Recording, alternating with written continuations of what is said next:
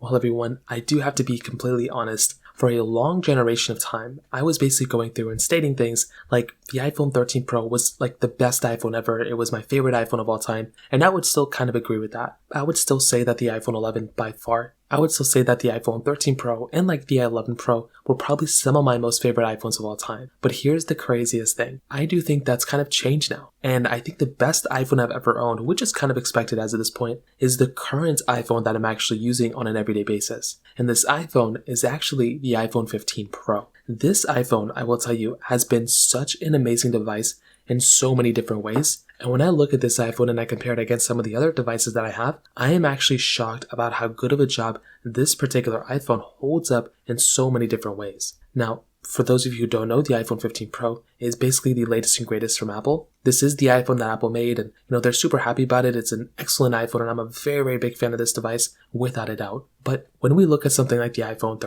13 Pro and the 11 Pro compared to the 15 Pro, there's obviously lots of similarities. But I am shocked about how good of a job Apple did with the 15 Pro. The big thing here, for me personally, is that USB-C port. I love having that USB Type-C port. I didn't think it was going to be this big of a difference for me personally, but I think that USB Type-C port has been an amazing thing that they actually threw into this particular device, and I am a big fan of this device for having that USB-C port.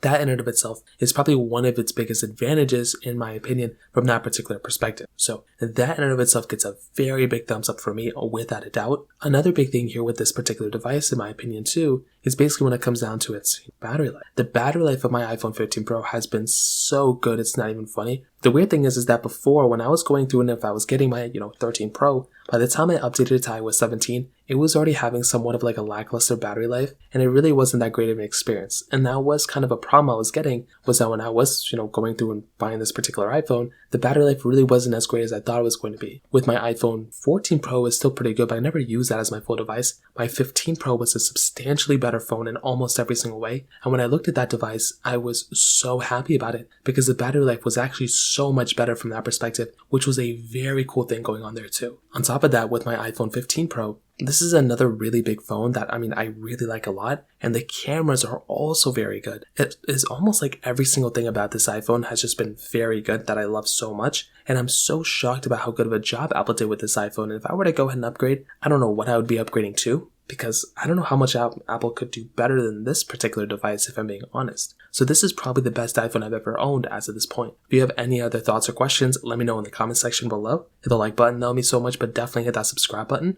More importantly than everything else, I love every single one of you guys. Hopefully I'll catch you guys in the next video. Peace out till then.